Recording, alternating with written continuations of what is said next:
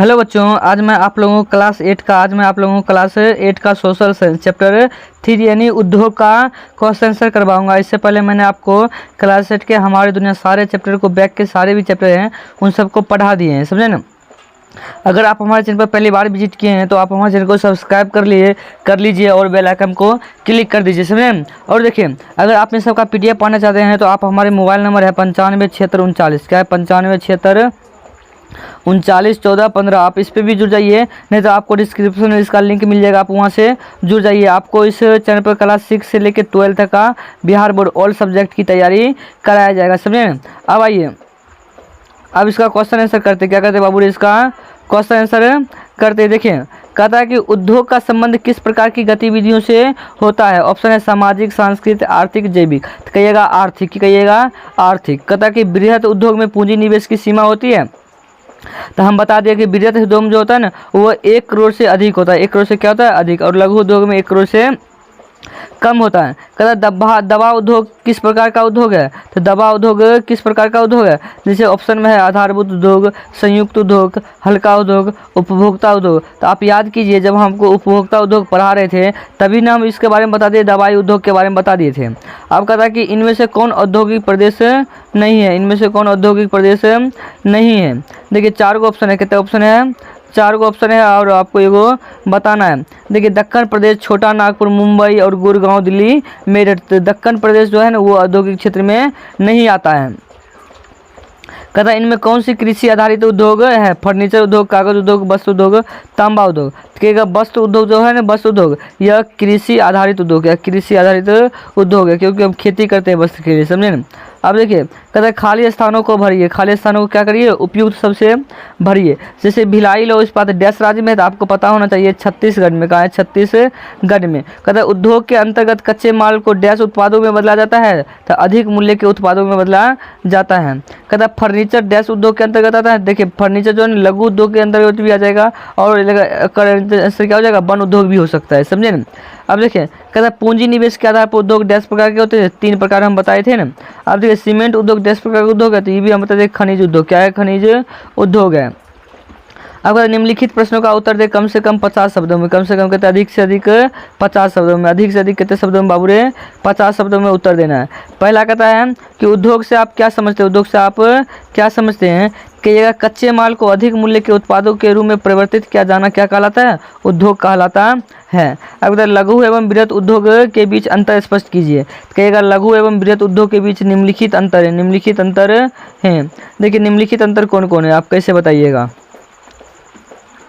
पहला कहेगा लघु उद्योग में पूंजी निवेश की सीमा 1 करोड़ से कम होती है और उत्पादों का निर्माण जो होता है छोटी छोटी मशीनों से होता है, लेकिन बृहद उद्योग में ऐसा नहीं है। बृहद उद्योग में पूंजी निवेश की सीमा 1 करोड़ से अधिक होती है और इसमें इसके उत्पादों का निर्माण बड़े पैमाने पर होता है, बड़े बड़े मशीनों से किया जाता है, समझे। अब 3 नंबर क्वेश्चन कहता है कि वन आधारित उद्योग के किन्हीं 3 उदाहरण को लिखिए। तो पहला लिखिएगा कागज उद्योग, दूसरा औषधि यानी आयुर्वेदिक निर्माण, और तीसरा कहता है कि उद्योग यानी फर्नीचर उद्योग, उद्योग यानी फर्नीचर उद्योग। अब 4 नंबर देखिए क्या कहता है, 4 नंबर कहता है कि संयुक्त क्षेत्र का उद्योग किसे कहा जाता है, उदाहरण देकर समझाइए। कहेगा जिस क्षेत्र का संचालन सरकार एवं निजी व्यक्ति या व्यक्तियों के समूह द्वारा होता है उसे संयुक्त क्षेत्र का उद्योग कहा जाता है, जैसे मारुति कार, जैसे मारुति कार ये मारुति उद्योग कहते हैं, समझे। अब देखिए 5 नंबर कहता है कि सार्वजनिक एवं निजी क्षेत्र के उद्योगों के बीच अंतर उपयुक्त उदाहरण के साथ कीजिए। तो ये सब हम आपको पढ़ा दिए, सार्वजनिक क्षेत्र क्या होता है। कहिएगा कि इन उद्योगों का स्वामित्व और संचालन पूर्ण रूप से सरकार द्वारा होता है, जैसे सेल हो गया, भेल हो गया, रेल कारखाना, आयुध कारखाना हो गया। अब निजी क्षेत्र, क्या इस क्षेत्र के उपयोग का संचालन निजी व्यक्ति द्वारा होता है या व्यक्तियों के समूह द्वारा होता है, जैसे टाटा, बजाज, रिलायंस, बिरला, समझे। अब देखिए आगे क्या कहता है, आगे क्वेश्चन कहता है कि भूमि के आधार पर उद्योगों का वर्गीकरण प्रस्तुत कीजिए। भूमि के आधार पर उद्योगों का क्या कीजिए, उद्योगों का वर्गीकरण प्रस्तुत कीजिए। कहिएगा कि भूमिका के आधार पर उद्योगों को 2 वर्गों में बांटा गया। कितने वर्गों में बांटा गया है, 2 वर्गों में। पहला आधारभूत उद्योग और दूसरा क्या होता है, उपभोक्ता उद्योग। अब देखिए आधारभूत उद्योग क्या कहते हैं, कहिएगा कि जिनके उत्पादों या कच्चे माल पर दूसरे उद्योग निर्भर रहते हैं, जिसे क्या कहते हैं, आधारभूत उद्योग। जैसे लौह इस्पात हो गया, तांबा गलाना हो गया, खनिज गलाना हो गया। अब आता है उपभोक्ता उद्योग। इसी में कहिएगा वैसा उद्योग जिसमें उत्पादन उपभोक्ताओं को सीधे उपयोग द्वारा किया जाता है, उसे हम क्या कहते हैं, उपभोक्ता उद्योग कहते हैं। जैसे दवा हो गया, बर्तन उद्योग, टूथब्रश, मंजन, श्रृंगार प्रसाधन उद्योग, कागज उद्योग, रेडीमेड वस्त्र उद्योग। रेडीमेड क्या हो गया, वस्त्र उद्योग। अब देखा था कि भार के आधार पर उद्योग कितने प्रकार के थे, उपयुक्त उदाहरण के साथ पढ़िए। तो भार के आधार पर हम बताए थे उद्योग क्या प्रकार के होते हैं, 2 प्रकार के, भारी उद्योग और हल्के उद्योग। कहता है कि साधारण वर्णन करें, मतलब परिभाषा भी दीजिए। तो आप कहिएगा भारी उद्योग उन उद्योगों को कहते हैं जिनका उत्पाद का वजन काफ़ी होता है, जैसे लौह इस्पात, मोटर गाड़ी उद्योग, सीमेंट उद्योग, पोत निर्माण उद्योग। अब देखिए हल्का उद्योग कहिएगा वैसा उद्योग जिनमें कम भार वाले कच्चे माल का प्रयोग कर हल्के तैयार माल का उत्पादन किया जाता है, उसे क्या कहते हैं, हल्के उद्योग। जैसे विद्युतीय उद्योग, घड़ी उद्योग, बल्ब उद्योग, पीतल बर्तन के उद्योग। अब आइए 8 नंबर देखते क्वेश्चन।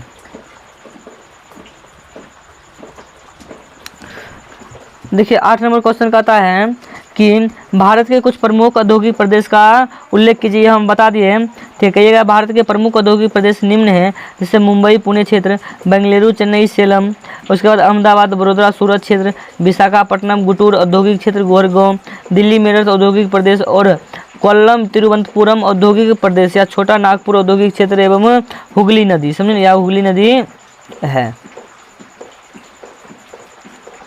अब देखिए अब दीर्घ आ गया, क्या आ गया, दीर्घ, यानी 5 नंबर में पूछा जाता है। कितने नंबर में पूछा जाता है बाबू रे, 5 नंबर में पूछा जाता है। इसको तो एक पन्ना में लिखना होता है। इसमें कैसे लिखिएगा, देखिए कहता है उद्योग को परिभाषित कीजिए तथा इसका विस्तृत जानकारी दीजिए। कहेगा कच्चे माल को अधिक मूल्य के उत्पादों में परिवर्तित किया जाना क्या कहलाता है, उद्योग कहलाता है। कहता कच्चे माल के आधार, कहता कृषि आधारित उद्योग, खनिज आधारित उद्योग, वन आधारित उद्योग और समुद्री आधारित उद्योग। अब इन सब का विस्तार पूर्वक चर्चा करना है। विस्तार पूर्वक क्या करना है, चर्चा करना है। तो पूंजी के आधार पर देखिए होता है कुटीर उद्योग, लघु उद्योग और बृहत उद्योग। कुटीर उद्योग, लघु उद्योग और बृहत उद्योग। और स्वामित्व के आधार पर होता है 4 प्रकार का, निजी क्षेत्र उद्योग, सार्वजनिक क्षेत्र उद्योग और संयुक्त क्षेत्र उद्योग और सरकारी क्षेत्र उद्योग, सहकारी क्षेत्र उद्योग। अब देखिए प्रमुख भूमिका के आधार पर होता है आधारभूत उद्योग और उपभोक्ता उद्योग। कच्चे एवं तैयार माल की मात्रा एवं भार के आधार पर होता है भारी उद्योग और हल्के उद्योग होता है। ये सब आप समझ गए। अब आइए 2 नंबर क्वेश्चन देखते हैं। 2 नंबर क्वेश्चन क्या कहता है, कहता है कि कच्चे माल की प्रकृति के आधार पर उद्योगों का वर्गीकरण उपयुक्त उदाहरण के साथ कीजिए। कहिएगा कि कच्चे माल की प्रकृति के आधार पर उद्योग को 2 भागों में बांटा गया है, पहला भारी उद्योग, दूसरा हल्के उद्योग। अब भारी उद्योग देख डिफिनेशन मारिएगा कि भारी उद्योग उन उद्योगों को कहते हैं जिनके उत्पादों का वजन काफ़ी अधिक होता है, जैसे लौह इस्पात, मोटर गाड़ी उद्योग, सीमेंट इत्यादि। हल्के उद्योग कहिएगा ऐसा उद्योग जिनमें कम भार वाले कच्चे माल का प्रयोग क्या हल्के गैस में परिवर्तित किया जाता है, उसे क्या कहते हैं, हल्के मार्ग, हल्के उद्योग। अब 3 नंबर कहते हैं स्वामित्व के आधार पर उद्योगों कितने प्रकार के होते हैं, सभी का प्रत्येक उदाहरण भी दीजिए, उदाहरण भी दीजिए। देखिए कहिएगा स्वामित्व के आधार पर उद्योग 4 प्रकार के होते हैं। सबसे पहले निजी क्षेत्र का उद्योग। तो निजी क्षेत्र के उद्योग में कहिएगा कि इस तरह के उद्योग का स्वामित्व एवं संचालन निजी व्यक्ति द्वारा या व्यक्तियों के समूह द्वारा होता है, जैसे रतन टाटा हो गया, रिलायंस हो गया, बजाज बिरला, जिंदल इत्यादि द्वारा स्थापित उद्योग। सार्वजनिक क्षेत्र के उद्योग में कहिएगा इस उद्योग के स्वामित्व एवं संचालन पूर्ण रूप से सरकार द्वारा होता है, जिसे क्या कहते हैं, जिसे सार्वजनिक क्षेत्र उद्योग कहते हैं। जैसे सेल हो गया, भेल, रेल खाना, आयुध कारखाना, ये सब हो गया। अब आता है संयुक्त क्षेत्र कहिएगा इसके अंतर्गत स्वामित्व एवं संचालन सरकार एवं निजी व्यक्ति या व्यक्तियों के समूह द्वारा होता है, उसे क्या कहते हैं, संयुक्त क्षेत्र उद्योग कहते हैं। जैसे मारुति उद्योग, जैसे क्या हो जाएगा, मारुति उद्योग। अब आइए आगे देखते हैं। कहता है सरकारी क्षेत्र 4 नंबर में आएगा। ये इसका स्वामित्व कच्चे माल की पूर्ति करने वाले उत्पादकों या श्रमिकों या दोनों के हाथों में होता है और लाभ हानि का विभाजन भी अनुपातिक होता है, जैसे सुधा डेयरी, केरल के नारियल आधारित। इस सब पर अब क्या होता है, हिसाब बराबर होता है, पहले चीट मार लिया जाता था, समझे। आप कहते हैं कि उद्योगों की अवस्थिति को प्रभावित करने वाले कारकों का वर्णन कीजिए। तो आप कहिएगा कि भारत में 5 प्रकार के औद्योगिक प्रदेश पाए जाते हैं। जैसे उन स्थानों पर उद्योग स्थापित करना श्रेयस्कर होगा जब कच्चे माल की उपलब्धता, बाजार परिवहन अथवा श्रमिक पूंजी आसानी से उपलब्ध हैं। लेकिन कभी कभी सरकार पिछड़े क्षेत्रों की विकसित करने के उद्देश्य से भूमि, विद्युत, जलता, परिवहन जैसी मूलभूत आवश्यकताएं उपलब्ध हो जाती है। अब देखिए भारत के 5 औद्योगिक प्रदेश का नाम, भारत के 5 औद्योगिक प्रदेश का नाम ये हम लिखा दिए थे बैक के वीडियो में। जैसे हो गया मुंबई पुणे क्षेत्र, बेंगलुरु चेन्नई सेलम क्षेत्र, अहमदाबाद वडोदरा सूरत क्षेत्र, या विशाखापट्टनम गुंटूर और औद्योगिक क्षेत्र गुड़गांव दिल्ली मेरठ, दिल्ली मेरठ से आएंगे बच्चे। आइए इसके बारे में और थोड़ा जान लेते हैं कि अगर आप हमारे चैनल पर पहली बार विजिट किए हैं तो आप हमारे चैनल को क्या कर लीजिए, चैनल को सब्सक्राइब कर लीजिए और कमेंट प्यारा सा करके बताइए। आपको जिस भी चैप्टर का PDF चाहिए हमारी व्हाट्सअप नंबर है, उसमें डिस्क्रिप्शन है, उससे जाकर जुड़ जाइए, समझे ना। वीडियो देखने के लिए धन्यवाद, वीडियो देखने के लिए धन्यवाद।